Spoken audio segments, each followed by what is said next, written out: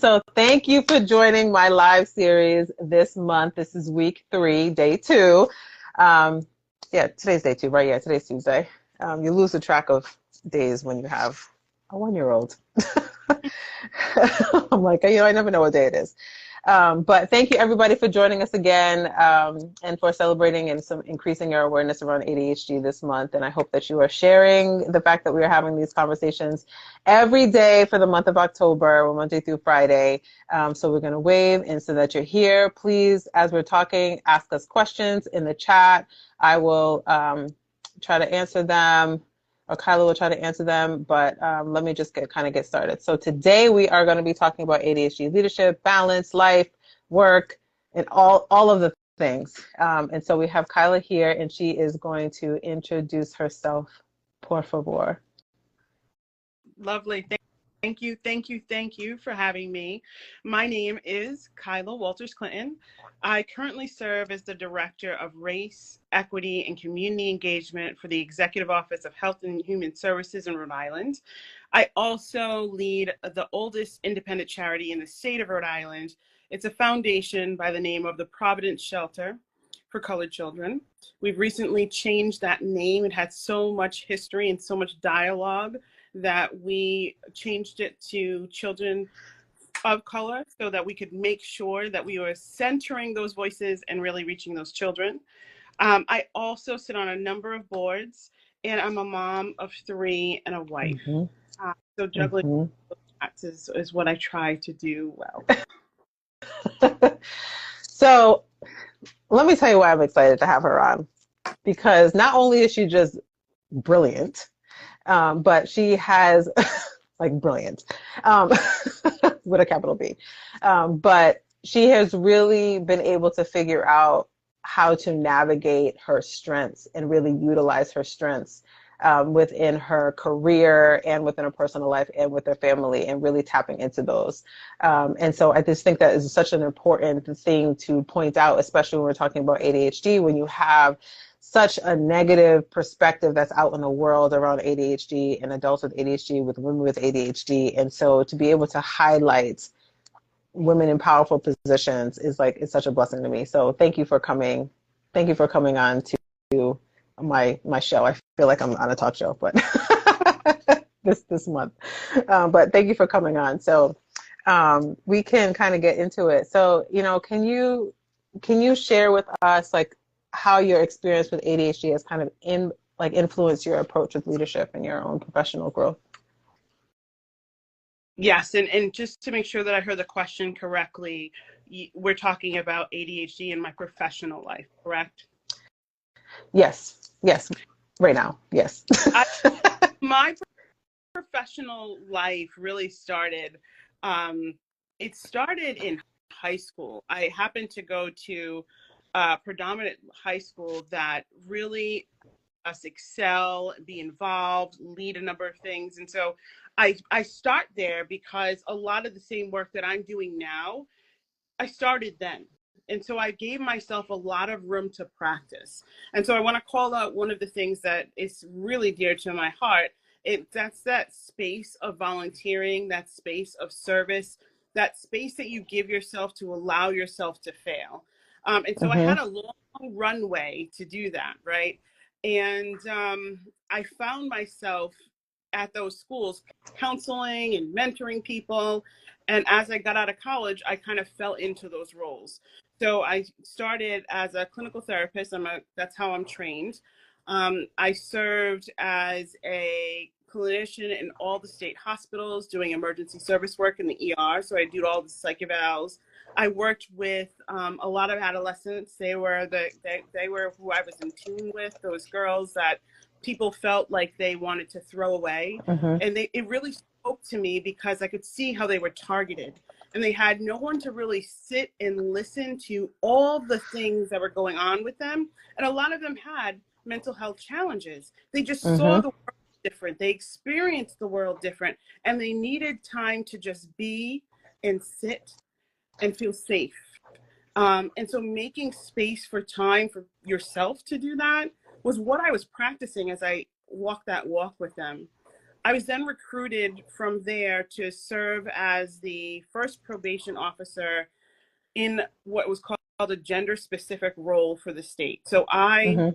worked with the toughest criminals in Rhode Island, toughest female criminals. And my goal was to reduce recidivism. So keep them out of prison longer and longer and longer. Again, I'm working with people with heightened in very various neurodiversity Mm-hmm. that experience significant trauma and reacted to all kinds of stimuli because it was something you could do that you would think would be positive, maybe triggering.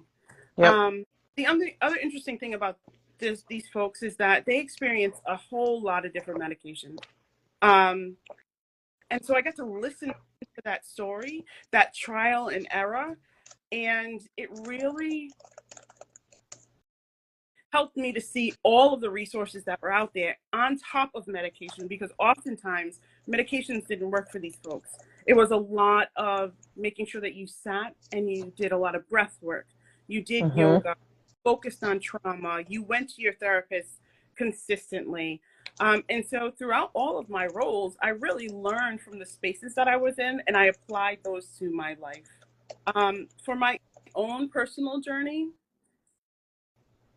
I love being involved in a lot of different things, and Mm-hmm. sometimes to my detriment.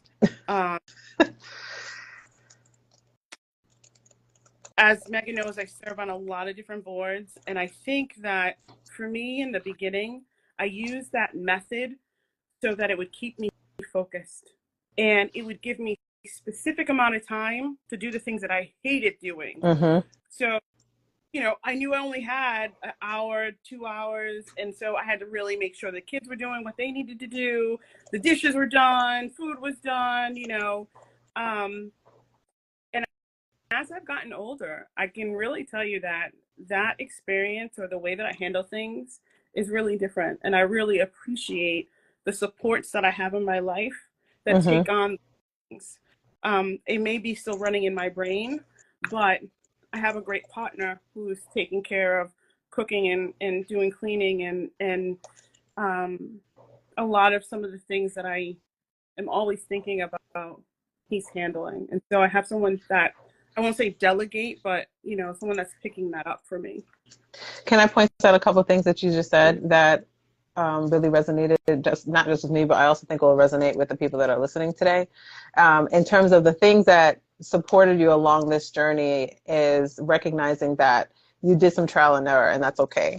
And that really actually piggybacks on the conversation that we had yesterday with Justy around she was doing a lot of job hopping and realized like that journey though helped her get to where she was at right now. And so that sounds very similar. And so for those that are listening, just recognizing that your story isn't over and that you have this time, like there's time to try things and to learn things and to better understand yourself, and so that you can figure out what it is that you actually want to do, what you enjoy, what you don't enjoy. And all of that information is valuable. The other point that I wanted to notice that you said that you had talked about support and supportive in different contexts. So support in like just being in the educational system and the support of a school environment that you had growing up helped you be able to navigate your own ADHD in your work roles in a way that if you are not in a supportive environment, like maybe some of the clients that you had within the prison or some of your other mental health clients too, is that the support systems weren't there. The experiences of trauma were though. And so like the influences between having support versus having trauma can really make a big difference as it relates to how you're growing and how you're moving forward, especially when it's impacting ADHD, and it can take you in a variety of different directions if you don't have the additional supports that you need. And then even now as a mom, as a working professional and a wife and having a partner and recognizing that additional support from your kids, from your partner are all crucial for your ability to be successful. So those are some things that I wanted to reiterate for those that are listening, to fully understand like how to be able to navigate this world with ADHD. You kind of need those things. You need those ingredients to make it work. Definitely. to build that in every conversation. We try to make sure that we sit down to eat at least once a week so that everyone's talking about what they're doing for the week. Everyone's talking about what their plan is for the week. Everyone's taking time to structure what their day looks like for the next day. And if it's not things that you have built in, what's the intention around the day for tomorrow? And even if you don't achieve that, how do you learn from whatever comes out of that experience? So preparing and learning and reflecting. Right. That's what I heard you just say. Being kind to yourself. I think that a lot of the people that I've worked with continuously beat themselves up instead of recognizing where they're at and recognizing what their skills are and being okay with deficits. Yes, I'm so glad that you said that. So when I'm working a lot with my clients, we do talk about doing an executive functioning assessment. And then just a plug, the replays are going to be coming out this week. And so we did talk specifically about executive function strengths and weaknesses as it relates to ADHD. But with those conversations that I have with my clients as I'm doing coaching, like we always start there. So we always start with really bringing in that awareness around how your brain works. So what are your strengths and what are your weaker executive functions? Like just get down to the nitty gritty of it so that you can lead with that. So you can lead with your strengths and then recognize, like, I may need some supports for my other weaker executive functions, and that's okay. So going down the journey of acceptance. And so it sounds like you have definitely have gone down that path as well. I have, and I've gone down it in a couple of leadership programs, which has been really helpful. One of programs is Leadership RI, which focuses on Gallup Clifton Strengths, the Clifton Strengths, doing that Gallup assessment. Another one was the Institute for Nonprofit Practices Black Leadership Program, which comes at leadership in a different way, and it really speaks to some of the ingrained trauma and socialization that you don't even realize has happened in your life, and really just make time for you to sit and reflect. And rest and figure out what your next move is in a place from peace and not from stress. Yes. Not leading with stress is so hard. I mean, conceptually, it sounds great, right? It's like, don't lead with stress. Like, don't. But the reality is there's a lot of work that has to be done in order to better understand where your stress is coming from. So doing that deep work and understanding your socialization and recognizing how to build in some of those, going back to the support word, building in those additional supports to help mitigate some of that stress. So do you know what your stresses are? Do you know what your triggers are? And do you know how to find some additional supports in order to help you be successful? And is it worth it, right? Like, but stress is cortisol, and it's building up that hormone in your body. And when you realize that that's going to your stomach and other places that you don't want it to be, you might want to check yourself and say, really, like, is this adding to the whole overall stress that I have? Does it that much? I think one of the other things that's really simple is conquering the ADHD mind. My mind is always thinking, always thinking. And so I've had to use some natural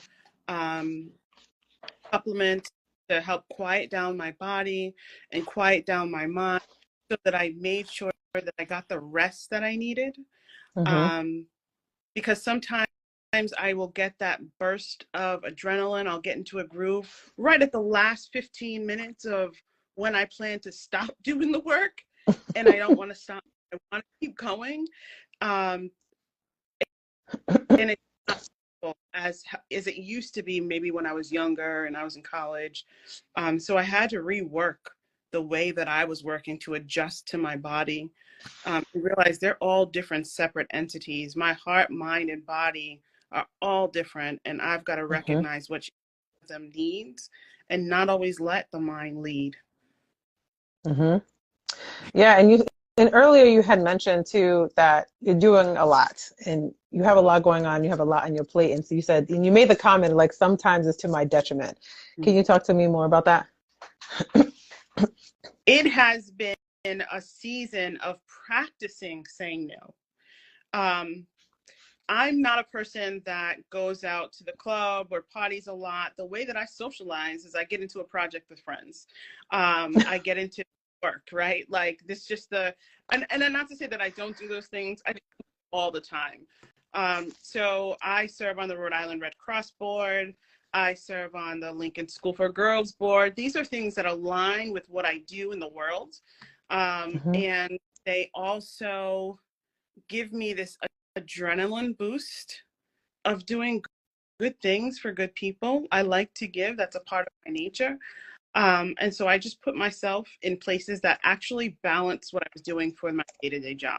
A lot of people who know me, they were just like, I can't believe that you are a probation and parole officer and you worked with men who served 25 years or more. And it was an amazing role, but I needed to balance that and do something that fed my soul. And so that's where a lot of the volunteer work came in. But because of that, I got called on a lot to show up because people knew that I would be there.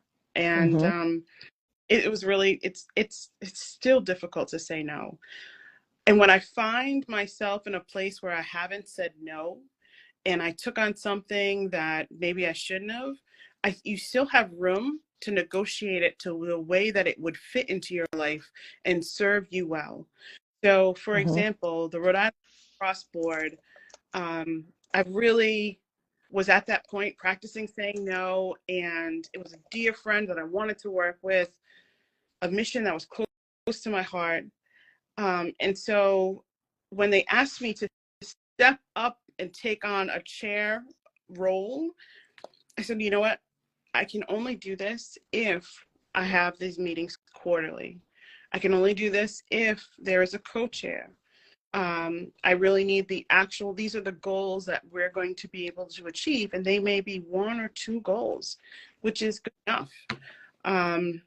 So you still have room to negotiate and make sure that things are fitting your life and not negatively hurting you. Yeah, so the answer doesn't always have to be no, and no doesn't necessarily have to be no forever.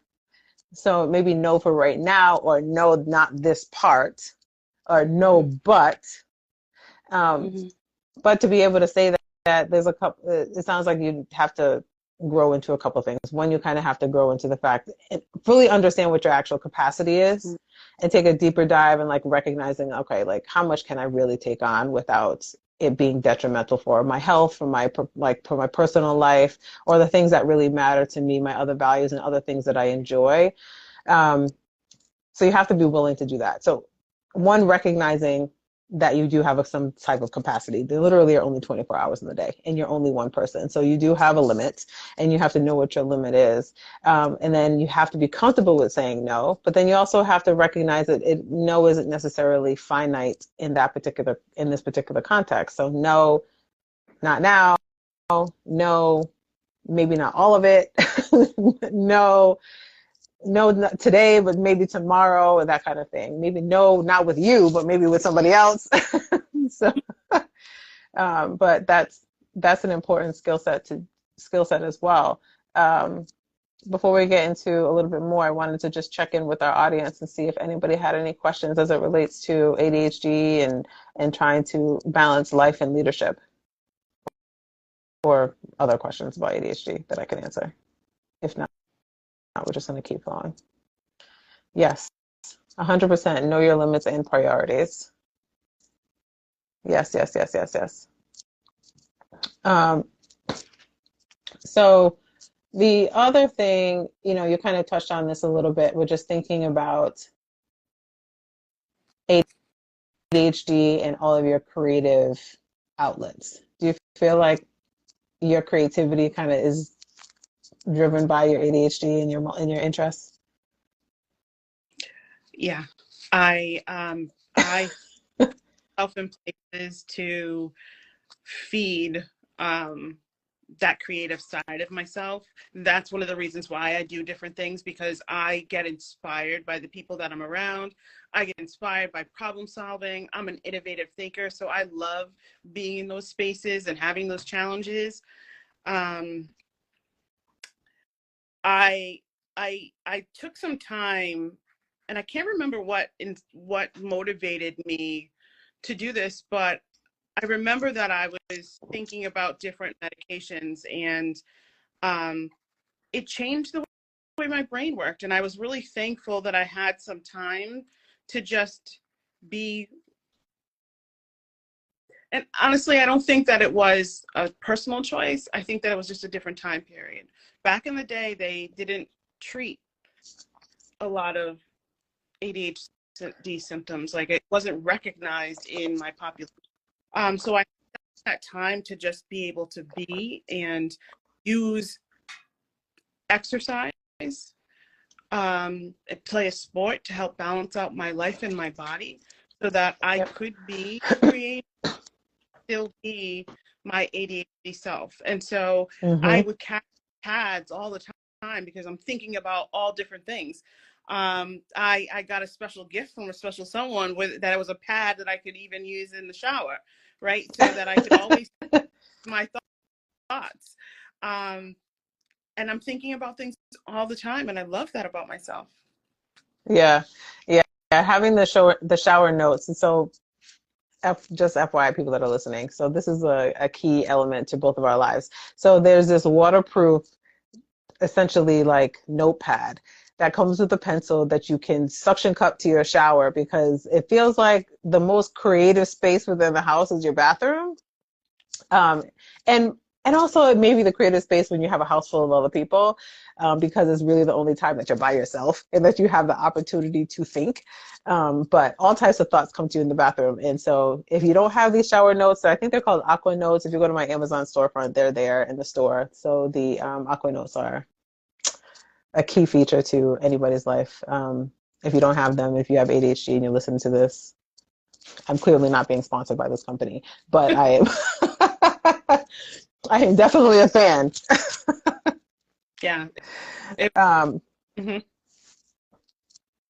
yeah, they're crucial. And so there's a lot of different strategies that, we have to incorporate in our lives in order to be able to focus and to get things done and to just to kind of get things out. So the shower notes is one, but you also had mentioned exercise, and just doing sports and moving your body is another strategy that a lot of people do use too. We did in another conversation, I think last week or the week before, we did talk a little bit also about the influence or the impact that medications can have on your different executive functions. And so this is another plug to go listen to the replays, everybody. I will let you know. Make sure you follow me and you set your alerts so that you know that when the replays are going up so you can listen to it. But just the impact that different medications can have. And so I have heard from, I have an extensive network of ADHDers at this point, and there is definitely a mixed bag when it comes to medication in terms of how they want to feel, and whether or not they feel like it is dulling who they are or not. And so it is interesting that you had made that comment.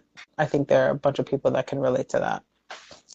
Yeah, I think there was also a lot of books that allowed me to really sit with myself. And when you're able to sit with yourself and like be with your ADHD mind and just watch all the thoughts come through and let them pass through, and not necessarily react or move or anything, but just see how your brain works and give yourself that peace to be creative.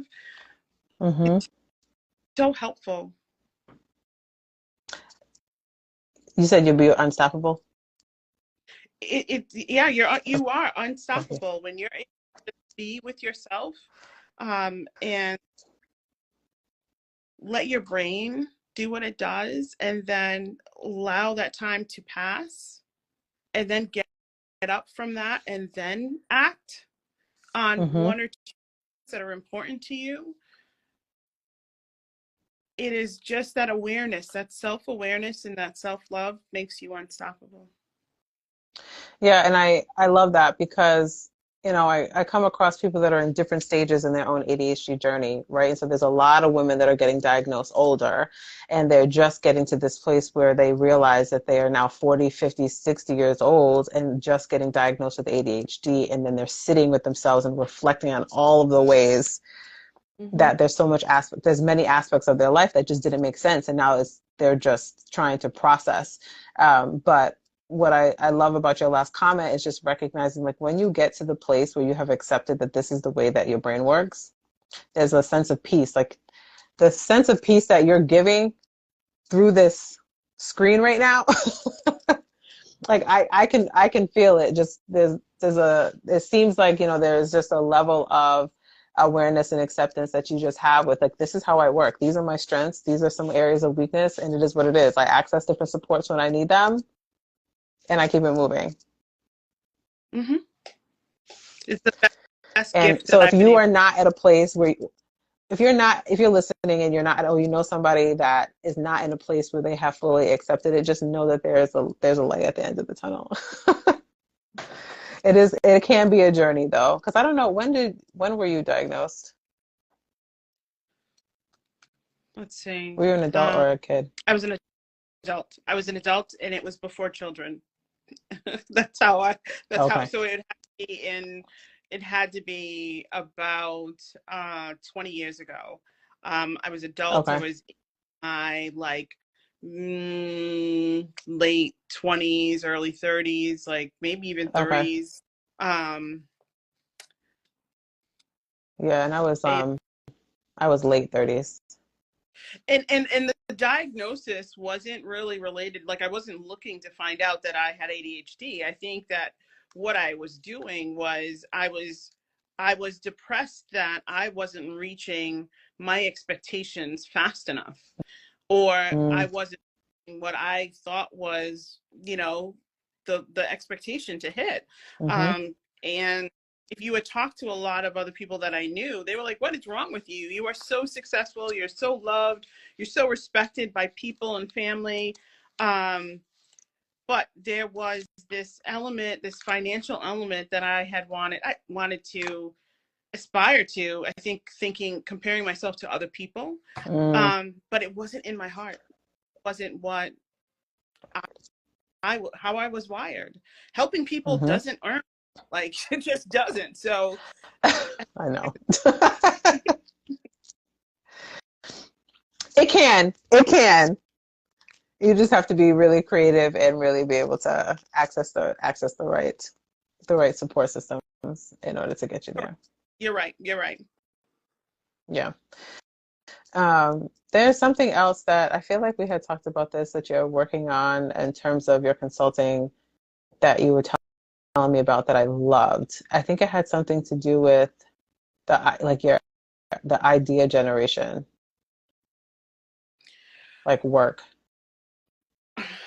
I can't help but see social issues that need to be solved, or connect people to other people that I know that'll bring that synergy. And it's something that I love to do, like to bring two people together, and then watch their creativity explode and their synergy explode. And, people that are operating in the same circles but don't necessarily know each other is one of my joys. Today, I was so sad that I couldn't join a meeting where I connected a lot of techies that are focusing on innovative spaces for children to do VR and social justice issues. I was so sad I had to miss that meeting, but I already know, like, I'm still getting energy from knowing that they met today and that they, they have future conversations. That's one of my joys. Yeah. So, and again, what I heard was outside of that being like giving you a lot of joy, but it's just also just recognizing that even like with ADHD, a lot of ideas come, but you don't always have to act on the actual idea, but you can introduce it to somebody else and connect the right people so that it can still get executed, but you don't necessarily have to be the one to execute it. And so just recognizing, like, when those impulsive thoughts, like, oh man, I have this idea that's it's going to change the world, and then feeling some type of level of disappointment when you're not able to do it, but just recognizing that you don't have to be the one to do it, but you can be the one to introduce the idea to somebody else and allow them to do it, because they may actually have a better set of skills, not the skills, but also the time, the energy, the resources to be able to make that idea come into fruition. And so That there's has still, yes. say that one more Sorry. time. That has given me so much freedom. Mm-hmm. Mm-hmm. It has set. Yeah, because we are creative people. We're creative people, ideas people, and we tend to sometimes see the problems before other people see them and the solutions. But you're one person. And so, also going back to capacity, like, do you understand your capacity? And are you okay with recognizing that somebody else can do it? Like, you don't have to be the one to do everything. I am now. But yeah, but but this is the journey. Like, this is the journey, and like, this is why I'm having people come on throughout this month to increase some awareness, not just about ADHD, but just giving people ideas and recognizing that if you do feel like you're in this place where you are creating all these ideas, you're seeing all these problems, you have all these solutions, but you don't know what to do with it. Here's examples of what people are doing with it. They're writing them down. They're working on them later. They're acknowledging that they don't have the capacity to do something right now, but they can do it later. They're recognizing that they don't have to do all of it right now. Maybe they can just do a portion of it, or maybe somebody else could just do it all together. And so, knowing what your strengths are, knowing that you're creative, having that self-awareness, having that awareness also about your capacity, and then being able to just be a little bit at peace and release yourself from the stress of it all. And not beating yourself up, right? Because once you are able to not get mad that you can't be involved, not get mad that you can't do it all, not get mad that you can't bring that particular idea to fruition because you don't have all that skill set. Once you let that go, you can breathe and you can do more exactly what you're meant to do. Mm-hmm. That part. And we had talked a little bit about that yesterday too with Jesse, with just recognizing, making sure that your head and heart are matching, and that you're walking in some level of purpose for you, and taking a deeper dive to recognize and understand what that is. And that's so by the end of this call, if you're listening and you don't know that you need to do some self-reflection, then I don't know what to tell you. But go ahead. What did you say? I said that's why I do a lot of what I do. I do what I love. It's not connected to money. It's not connected to what other people are doing. It is what I do well. I do what I love, and it brings me the joy and the happiness and what I need to continue to go and keep doing. That's awesome. I love that. I do have another question around, because you are in the DEI world for the state, but do you feel like in your space that neurodiversity and ADHD is coming up as it relates to DEI work? It is coming up, and I think that the AI world is really helping to also bring this to be able to have different conversations, deeper conversations, because you will see that the errors in emails are going down. You have another tool that can check over details that you need to have checked over. And the conversations that we're having around AI speaks to neurodiversity and some of the gaps that there are. It's a beautiful conversation to be able to have as a result of the AI world coming into play. Before that, I think that there were conversations about neurodiversity, but there weren't too many accommodations that people could make in the workplace around that neurodiversity need.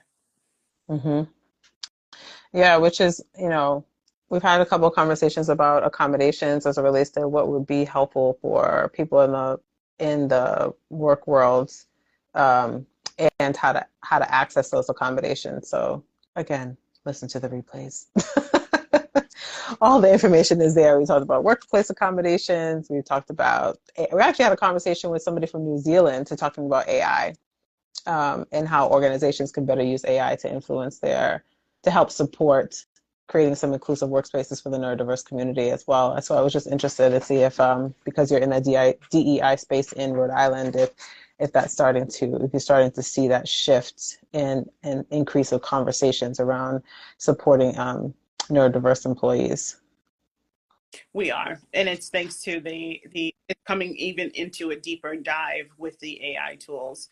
And so I'm excited to see what happens next and the conversations that we will continue to have and Yeah. the lifting up and breaking down the biases Mm-hmm. by around being able to talk openly about ADHD. I think a lot of that is coming up so that when Mm-hmm. you identify strengths, you lead with, I have ADHD. So when you get an email from me, it's going to be bulleted.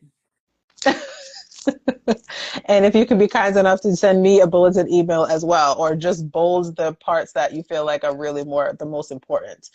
Yes, because if you're, yes, don't send me a 300 paragraph email because I probably will not be able to process all of it. And also, like, there's a little bit of forgiveness that needs to happen too. Like, I'm okay with you sending me a reminder email because your email may have gotten lost in the bunch of other emails that I'm receiving. And so if you need to bring it back to the top, don't, like, it's okay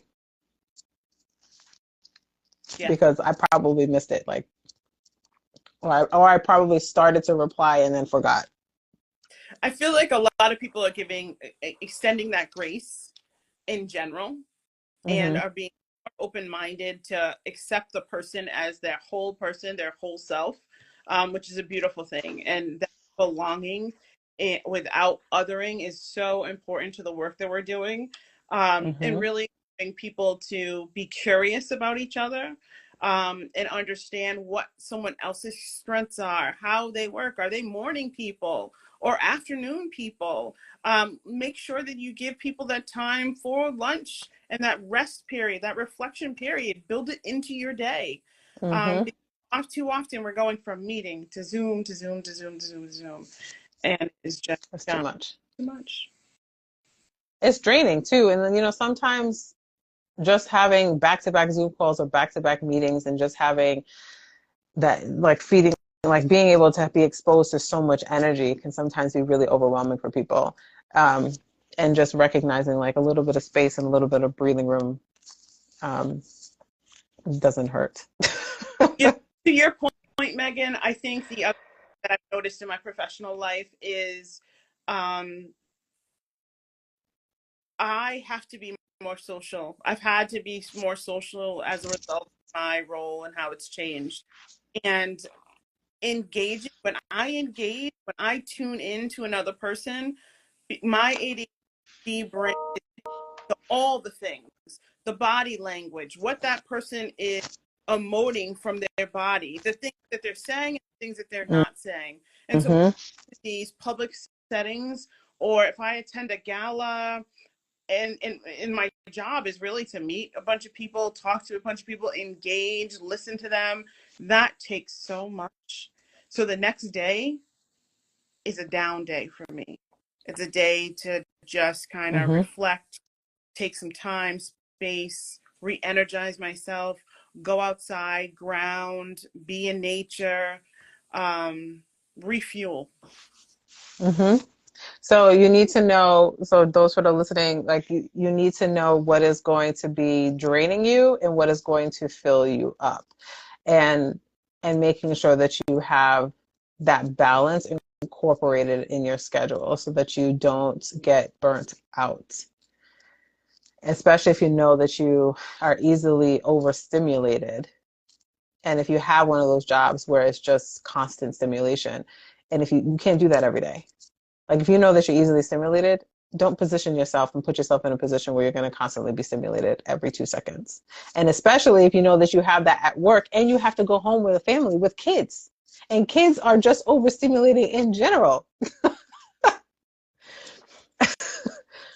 because they have their own set of needs and they're kids, and, like, they're being who they are. They're being the humans that they're supposed to be at those particular ages. But that can also take a toll if you already had a really overstimulating day, and be able to have that balance too. And so, but you Yeah, need to know what you do. those are. You are so right. Right. And understand that their perception of you coming home drained sometimes will mean for them that when you're not mentally and physically available, to them, it may seem like you just don't care. Mm-hmm. So it's really important. And I think that as my kids have gotten older, my oldest is 14, my daughter is 12, and then my youngest boy is 10, I've had to adjust. So this was all learning. Like, I am no expert in this. This is just speaking from my experience and realizing, like, I can no longer come home and just veg out and not be in tune to everyone's individual story. Like, I Mm-hmm. have to remember who they talked about, how each one of these kids talked about, these names that I heard once or twice. Like, I need to know who these people are, right? For so many. Yeah, because they've had their own days, and they have their own they have their own stories, and they have their own needs that need to be met by you as their mom. And so, when you're coming home, and that's something that I am constantly learning now that I have a 1-year-old, and just recognizing, like, I'm home with him, but I'm also working, and then trying to not make it seem like whatever it is that I'm doing is more important than him, because it's not true, at the end of the day. But their perception, especially as they're growing with underdeveloped brains, are not going to really get it until they're like 35. But finding that balance between work, home, just professional and personal life with ADHD, is like you need to recognize some of those tricks. And so some of those tricks are, for those that are just joining, so some of those tricks are making sure that um, you have to know yourself. So like you have to know what's going to overstimulate you or know what's going to drain you. And then you also need to know what's going to bring some balance and some level of peace. And so Kilah had talked about going outside in nature, doing some grounding exercises, doing some mindfulness work. What are some other things that you do in order to bring balance into your day or week or month? So my goals that I'm working on right now, I'm recreating, going back to the board. It's a simple thing, and people think because it's so simple that it's not necessary, but it's a great tool to do. I'm really focusing also on being a better friend. I support so many people, but do I really make time to sit still and hang out with my girls like I'm supposed to? Like, do I make time for me to do that and just be with them? Not always, right? It's a mission or a gala or an event, and I'm trying to be better at recognizing special moments and celebrating them when they arrive, and letting that be, that's enough. Mm-hmm. Um, One of my bigger goals is to try to go on a retreat, bring some women together, some really close friends, and schedule the time to intentionally go out to a retreat. We have been going to spas and to Chinese bathhouses, which I adore. So those are some of the things that we do, but I want to step it up and go to somewhere really, really cool and really nice. That's like wrap around that gives you all the things, like the healthy food and the raw foods that I want to work into my diet on a Mm-hmm. constant basis, the mindfulness practices on a constant basis, that yoga or Pilates is one of the goals. So those are Yeah. some of the things. I'm so glad you said that, because one of my goals is to have a retreat for women with ADHD. So that is still on my list. I need everybody Yeah. that's listening to hold me accountable to host a retreat for women with ADHD, and just recognizing that it's going to be a time to unmask and relax, just for a second or two, I'm in a nice here for it. tropical place. Yeah. In a nice tropical place. Do it. Let's do Be it. free, unmask. That's Go. oh, and we also had somebody said too, like one of the other key things to know is to know how to advocate for yourself and ask for what it is that you need. That's so important. That is so, so, so, so important.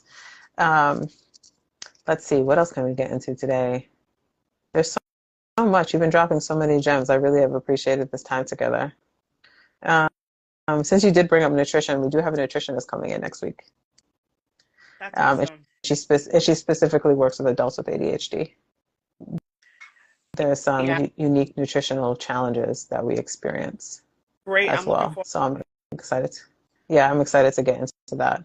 Also, and we have a marriage and family therapist coming in this week, also to talk about ADHD and relationships. That is such a brilliant person that, to come on, and for your listeners to put in your circle of people. Like you should look at your life and be just like, do I have a guy? I hate, there's a Rhode Island thing. I got a guy that can do A, B, and C. Well, yeah, just like you need to have the financial planner, just like you need to have your spiritual guide. You need to have someone that you can call on for that nutritional support. Like all the people that you've been bringing in, Megan, people need to have those resources in their life, in their circle of trust, because you Mm-hmm. need them at points in time, and they need to be checked in. Like you may not see them every week or every month, but every quarter or every 6 months to be able to check in and do a reset or check in and see where you're at is a wonderful practice to include into your life. Mm-hmm. Yeah, build in the support. If you're listening, like you need to build in your team. Like who would be thinking about what supports that you need and what team you need to build, and recognizing that there's no shame in asking for support and asking for help. And it could be little things, right? Like when you're in a position of leadership, you have 3 kids, you have a husband, like you have a family to take care of, right? And you have a professional world to take care of, and all these boards and all these kids, and like sometimes you just have to outsource things,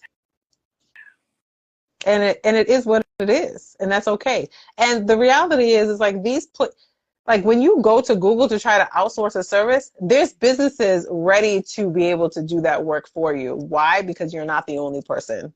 You are not the only person that doesn't want to do that task.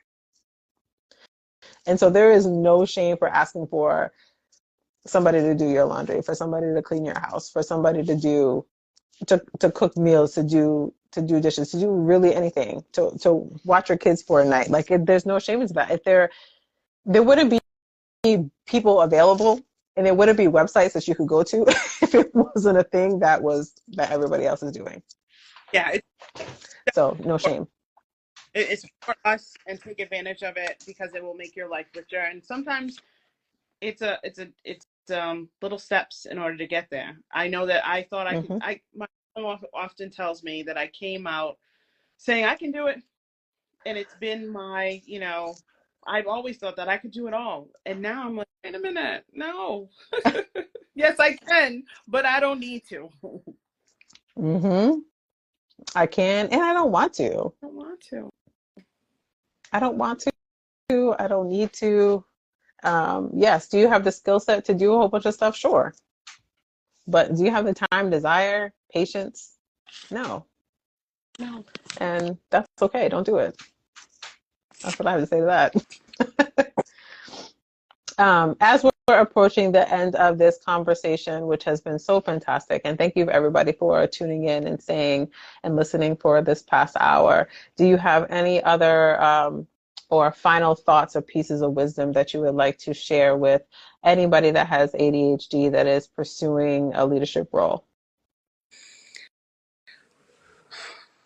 I'd love to be able to share with folks, like, don't live up to other people's expectations.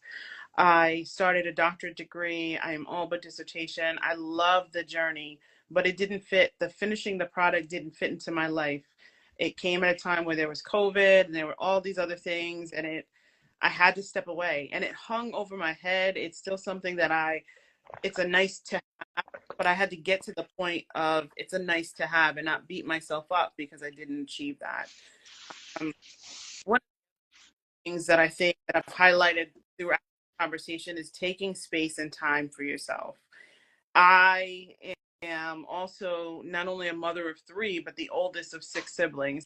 So my house used to be the house where everybody used to come all the time, and we were always cooking and hosting all the things. And I got to a point where I just needed to step away and then just enjoy my family and not do so much, not do all the Mm-hmm. things. Everybody's fine. It feels as close as ever, and I get to pick and choose the events that I can make, I can do the most because I'm Mm-hmm. back, and not trying to do everything. And I think last thing is really knowing that circle of that network that you have and that circle of support.